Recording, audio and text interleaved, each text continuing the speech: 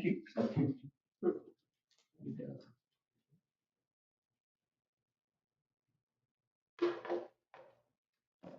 Hey everybody, my name is Brian, but my friends just call me an alcoholic. And so what I've been thinking about what to share tonight, I found myself reflecting on the 9-step promises. So we've all heard them a bunch of times. We hear about freedom from fear, peace of mind, a changed outlook on life, and discovering that our experience can benefit others. But before recovery, I regretted the past, and I wished I could shut the door on it. I could never imagine how my experience could benefit anyone. I was filled with shame, fear, anger, resentment, self-pity. I had a fear of people. I worried about the future. I struggled to find peace. My attitude and outlook on life were negative, and I spent so much time thinking about myself and my problems, my fears, and my circumstances. And if somebody had told me one day I would have a life worth living, I probably wouldn't have believed them. So that's what it was like. And so what happened? Looking back, I can see something now that I couldn't see then. I can see that God left the 99, to come after the one, and not a moment too soon. He got there just in time. At the time, I had lost my will to live. And today I can see a series of moments where grace kept showing up in places I least expected. One of those came the last time I was arrested on old warrants. At the time, I was just furious with the police officer involved. He kept making call after call, trying to find a jail that would take me in on one of my many minor warrants. And I saw him as a real threat to my addiction. And I was really resentful. And he did. He finally found a jail that would take me. And after being released, 17 days later, I reached what I can only describe as like my deepest and darkest bottom.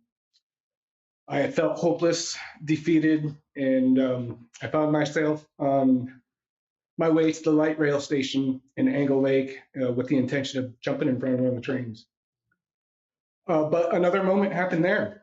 A stranger approached me and started a conversation. And what I remember most is that he was in a wheelchair.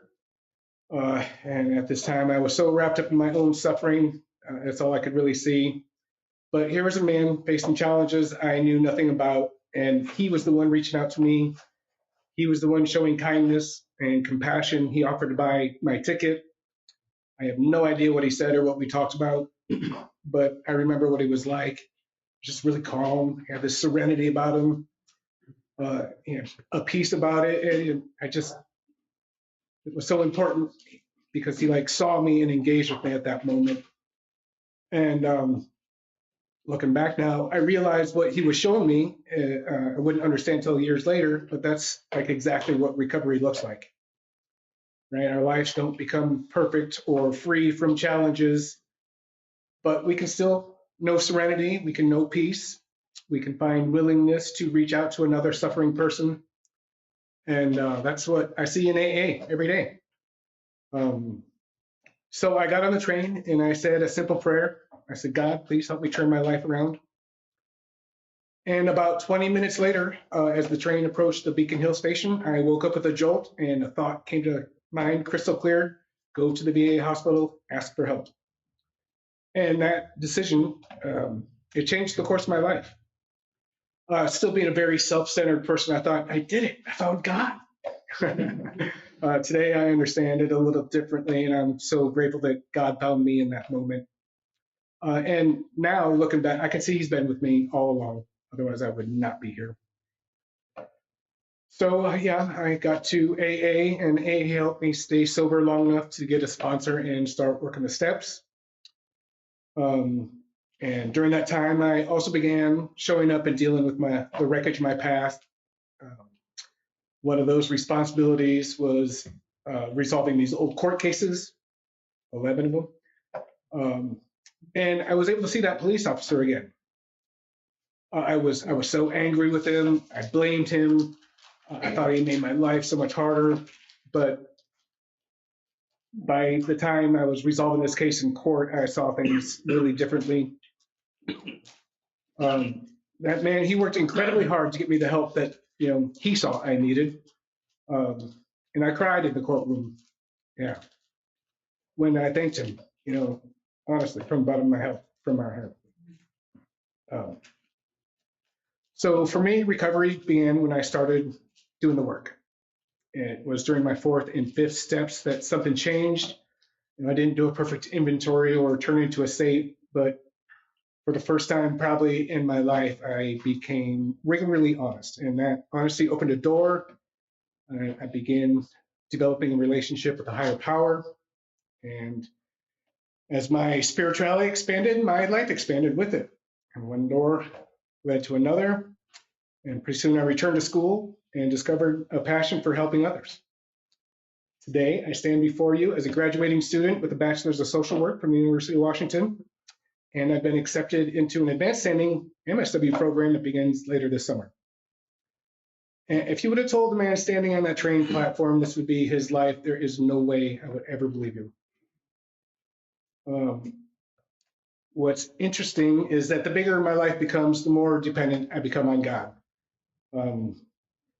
This past quarter, I took a class, which was a great class, What Makes Life Worth Living, Religion 101.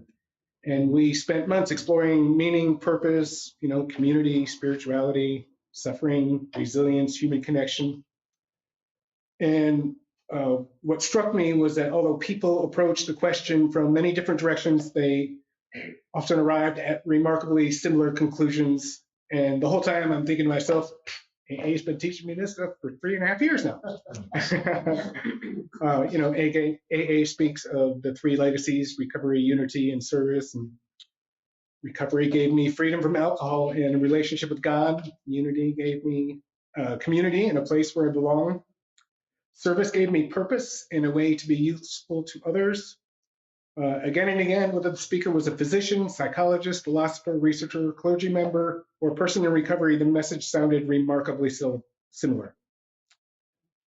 One of the books by the author Viktor Frankl, who was a Holocaust concentration camp survivor, he observed that human beings can endure extraordinary suffering when they find meaning and purpose in their lives.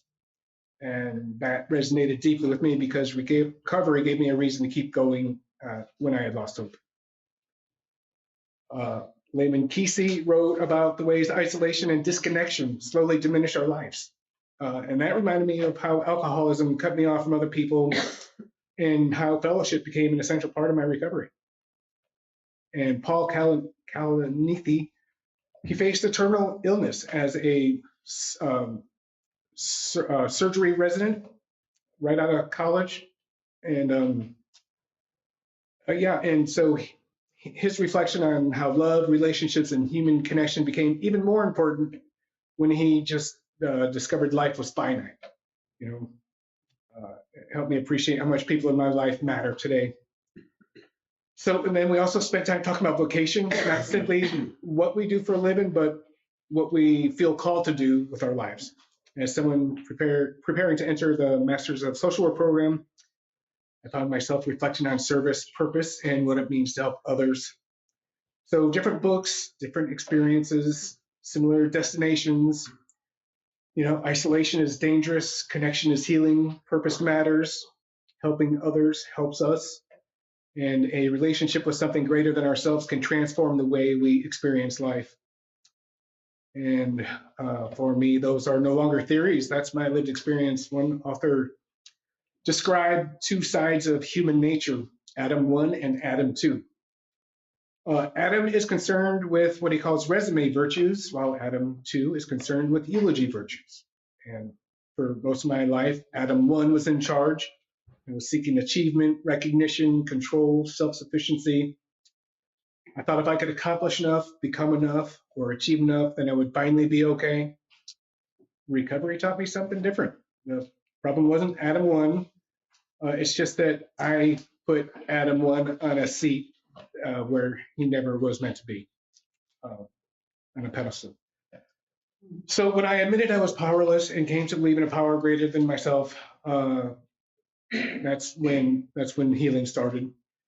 And I think that is the moment when Adam 1 finally bowed down to Adam 2. So that's in surrender. And that's not because achievements stopped mattering, but because achievements finally stopped being my higher power. You know, the first step taught me I wasn't God. The second step taught me I didn't have to be. The third step taught me what to do about it. And recovery taught me that character must lead where achievement follows. Service must lead where ambition follows. Faith must lead where fear once led. And Adam 2 must lead where Adam 1 once ruled. Today, Adam 1 is still alive and well. He's the reason I went back to school. He's the reason I study hard.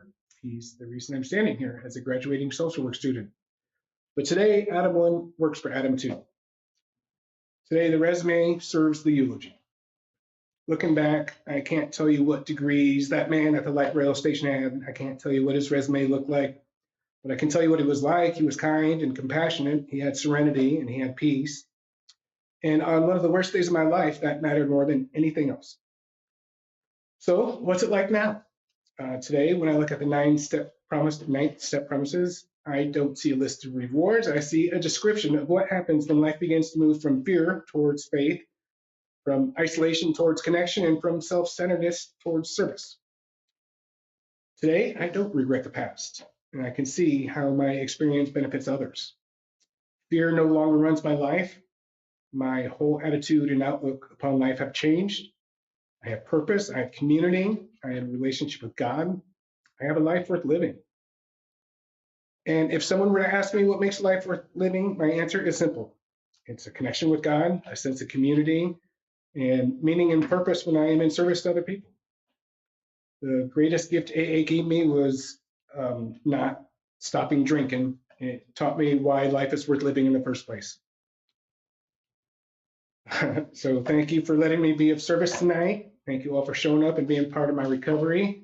For that, I love each and every one of you, and there's not a damn thing you can do about it.